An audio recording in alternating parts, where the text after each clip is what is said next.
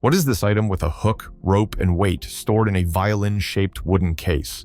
It also comes with a stick marked with dots.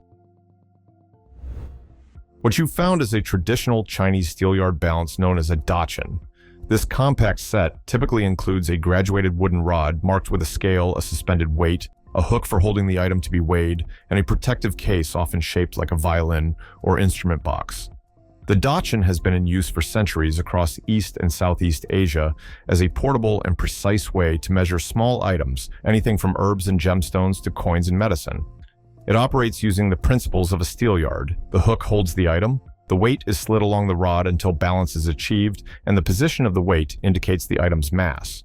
In the 19th century, as Chinese communities immigrated to places like California during the gold rush, these scales came with them and were often seen in shops and apothecaries.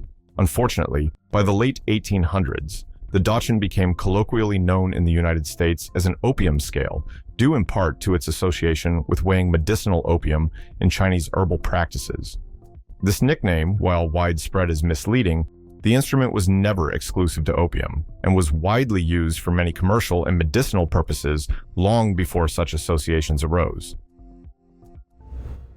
My friends received this strange object as a birthday gift, but they don't know who gave it to them. It has a rough, reddish-brown surface, is covered in oval-shaped holes, and has a small white stopper on top. Does anyone know what this is? This item is a Banksia pod essential oil diffuser, a handcrafted object made from the seed pod of the Banksia grandis tree, native to Western Australia. These pods are naturally porous, which makes them perfect for absorbing and slowly releasing essential oils. To use the diffuser, you remove the white stopper on top, pour in a few drops of your chosen essential oil, and replace the stopper. The oil gradually seeps through the walls of the pod, spreading a subtle fragrance into the room without the need for heat or electricity. Each piece is unique, both in its grain and in the arrangement of its seed cavities. I saw these strange trailer-like structures at Philadelphia International Airport. They're on wheels, have tall numbered cylinders on top that look like smokestacks, and seem to be part of some specialized setup.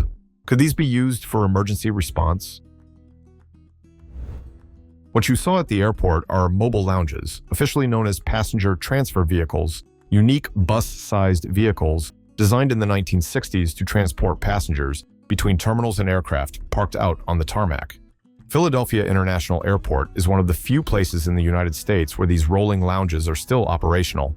From a distance, they might look like trailers with smokestacks, but those tall white towers actually house mechanical lift systems. The lounges can raise or lower themselves to align perfectly with aircraft doors or terminal gates.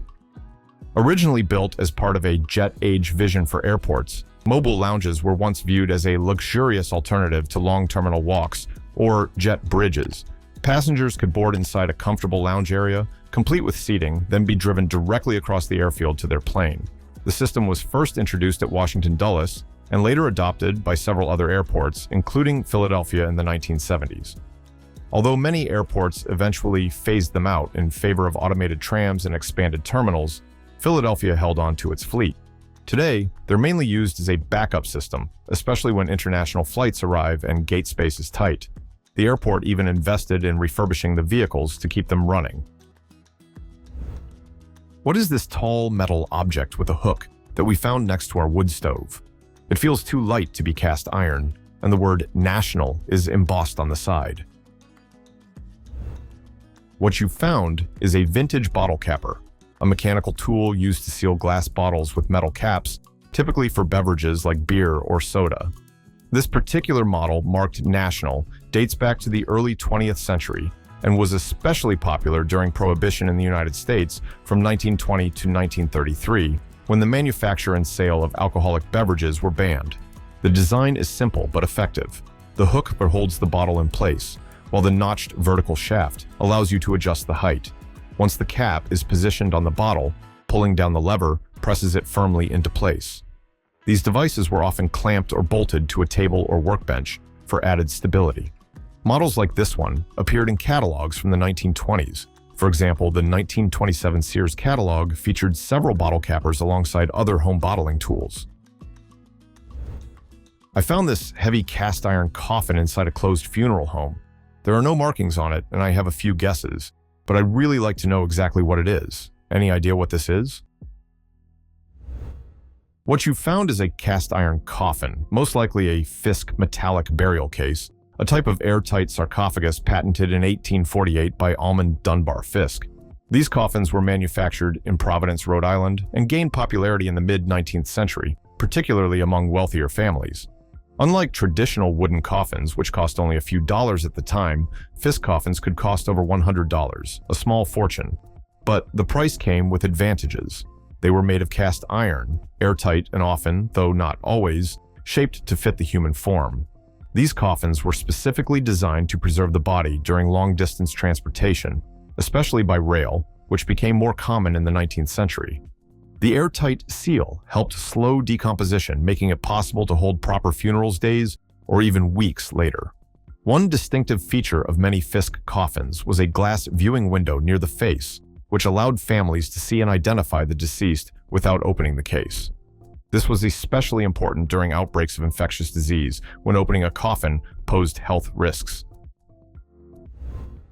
I just moved into a new apartment and found this strange glass object left behind by the previous owner, who was around 70 years old.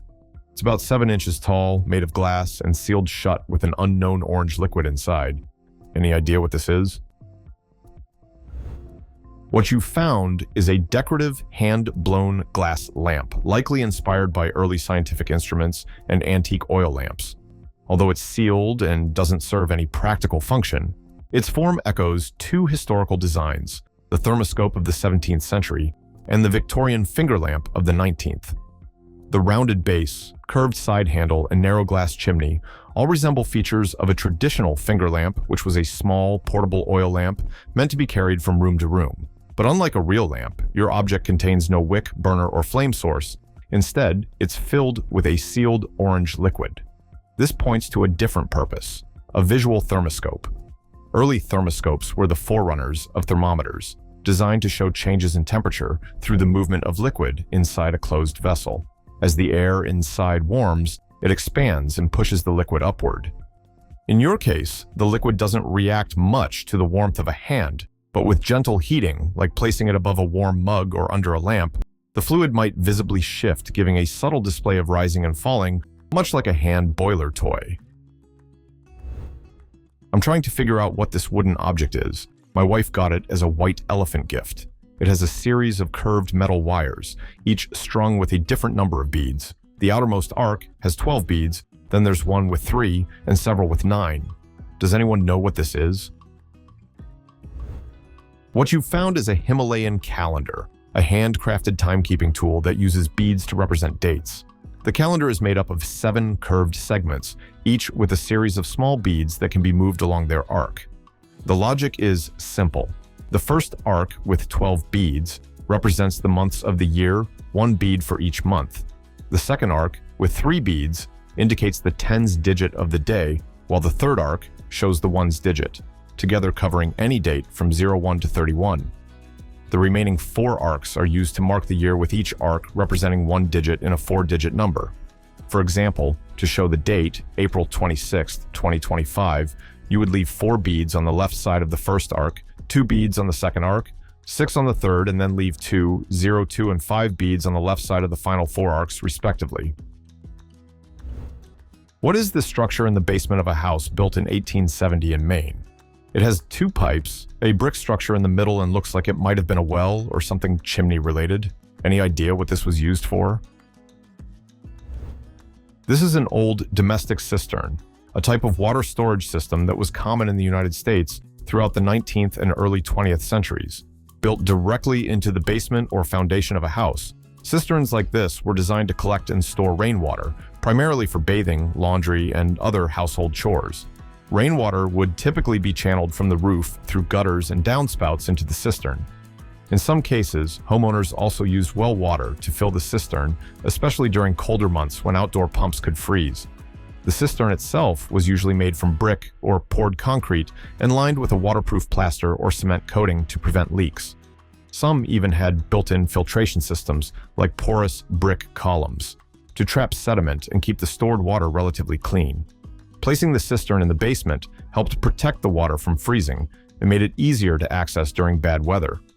Residents often installed hand pumps or gravity-fed taps that drew water directly from the cistern into the kitchen or laundry area. I found what looks like a copper cooking pot, but the lid comes apart into several concentric rings, and that's throwing me off. It has handles on the sides and appears quite heavy. Any idea what this is? What you found is an antique copper laboratory water bath, likely manufactured by the Arthur Thomas Company in Philadelphia during the early 1900s. These baths were essential tools in chemical laboratories used to gently heat glassware, like volumetric flasks, without direct flame contact. The removable concentric rings on the lid allowed for different sizes of flasks to be accommodated while minimizing heat loss. Such equipment was crucial for precise chemical reactions and analyses in that era. A friend of my dad's found this wooden object but couldn't figure out what it was. It's about 30 inches long, with a rounded head at the top and a metal hook at the bottom. There are some numbers carved into the rounded head, but their meaning isn't clear. The shape somehow resembles a club. What you found is a besman, a traditional Scandinavian steelyard balance used for weighing goods. This particular type was common in Sweden during the 18th and 19th centuries. The besman consists of a long wooden rod with a metal hook at one end for suspending the item to be weighed. At the opposite end is a rounded wooden counterweight, often shaped like a small barrel. To use the scale, the item was hung from the hook, and the rod was then balanced on a finger or a fulcrum. The point of balance, which corresponds to the weight of the item, was read from marked notches or nails along the rod itself. Besmans were widely used in rural communities for weighing produce, meat, or other trade goods during everyday market transactions. I found this dual-chambered metal container among some vintage gun cleaning supplies at an estate sale.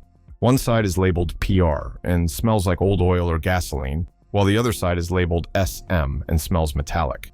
Any idea what it was used for? What you found is a military rifle oiler, a small, dual-chambered container designed to carry gun cleaning fluids in the field.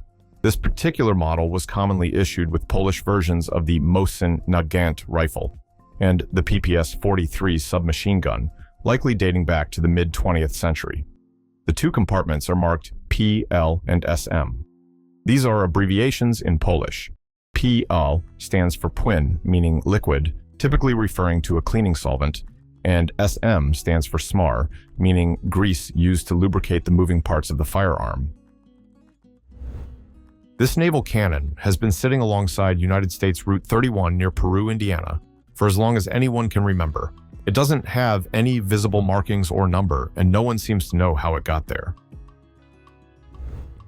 This is a Mark 33, twin 3-inch 50 caliber naval gun turret, a Cold War-era dual-purpose weapon system developed by the United States Navy.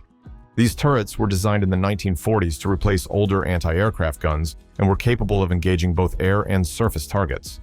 The Mark 33 featured two semi-automatic guns with power-driven loaders, achieving a firing rate of up to 50 rounds per minute per barrel. This particular turret was commonly mounted on various United States Navy ships during the 1950s and 1960s, including the Braunstein-class frigates.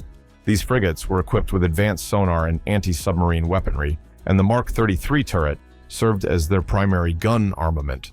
The turret's design allowed for rapid targeting and firing, making it effective against fast-moving aircraft and surface threats.